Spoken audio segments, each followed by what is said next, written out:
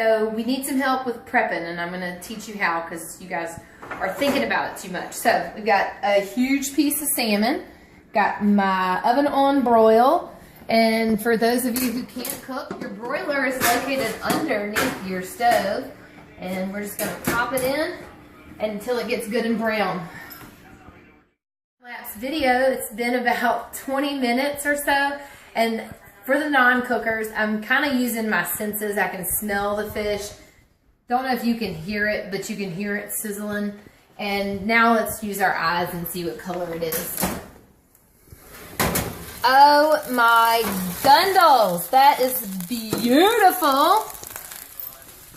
And I will just take my fork and pull it away. If it's flaky, then you know it's done. And of course with salmon, people like to eat it pink sometimes too.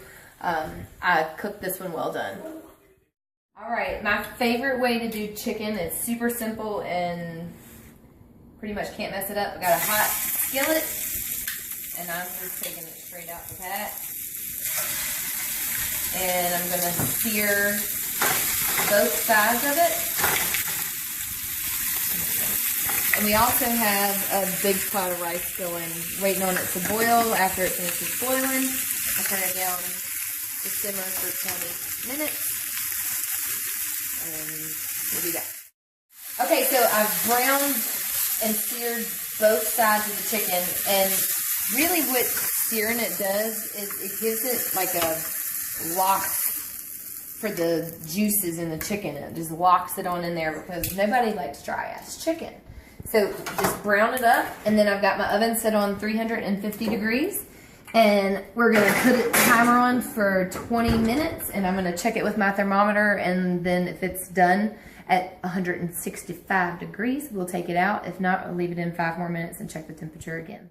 Same skillet that I cooked the chicken in, I just put my asparagus in there, dump a little bit of water in it, and then I put the lid on it, and it just kind of steams it, and then I'll stir it up so that it kind of gets brown on the bottoms. I don't like my asparagus soft, I like it a little crunchy, so I don't cook it really, really long, and I find that steaming it like that really quick gets it just like I like it.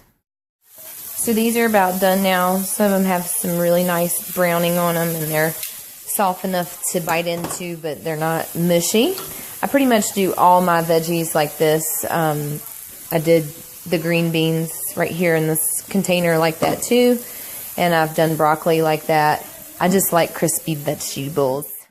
Okay guys, so I've been prepping a lot of my food. My diet is actually changing on Monday, so I'm missing a few things, but I just wanted to kind of give you an idea how I do things and maybe show you a few recommendations for yourself. So we've got a Tupperware dish in our refrigerator full of my roughy fish.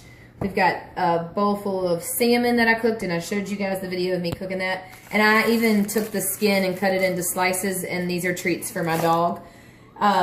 We've got the chicken that we cooked, a bowl full of asparagus, a bowl full of rice, and a bunch of sweet potatoes. And I personally have the ability to just take all this stuff and put it in a bowl when it's time to eat and heat it up, and boom, we're done. For those of you who are working, I would suggest, get it out, weigh it out the night before you go to work, or even do the freezer method that I have posted in the pictures below. So check those out if you forgot. Time for our chicken, rice, and asparagus meal. And you can set your bowl on your scale if you have one of these cool scales and clear it so that it says 0. So it doesn't weigh anything right now. And all I'm gonna do is cut my chicken. I'm looking for 3 ounces. So I'm almost there. A little bit more. Boom. I don't like it to be any over. Then I'm gonna do 12 asparagus spears.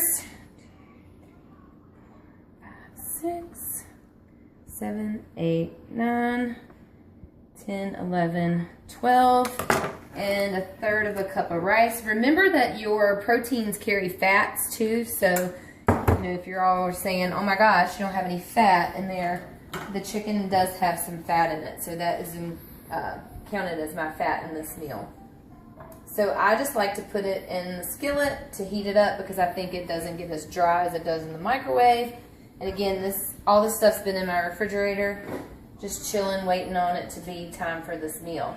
I also like to take a little bit of water in the top of my lid, put it in there, cover it up. It kind of steams it and keeps it good and juicy because nobody likes dry food.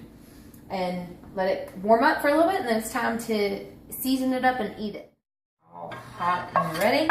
Put it in my bowl. And remember, I don't season any of my food when I cook it. It's in the refrigerator unseasoned. And I have my teaspoon of salt, sea salt, that I keep in this little bowl. And I just sprinkle it with that. And my favorite Mrs. Dash is the extra spicy. I love it. They do have lots of other flavors. Just be careful of getting ones that have like sugar or sugar alcohols in them. And then another idea for you workers, you can set a baggie on your scale. When I travel, I always pack all of my meals in baggies because it takes up less room. And like I said, you put one meal in a small bag, and then you put all your meals for the day in a big gallon-sized bag. That works really well for those of you who are working 8 hours a day. You can cook your food on Sunday, pack it all up. It would take you probably 2 or 3 hours to prepare your whole week's worth of food. And if you think about it, 2 or 3 hours is probably what you're putting in your food prep anyways, cooking dinners alone. And then you also have the option of doing something really cool like a 6-pack cooler. This is Brian's, and it comes with handy dandy little Tupperware containers. We pull out his every night, fill up his day's worth of food because he does work 8 hours a day. And then he takes it to work and heats it up in here.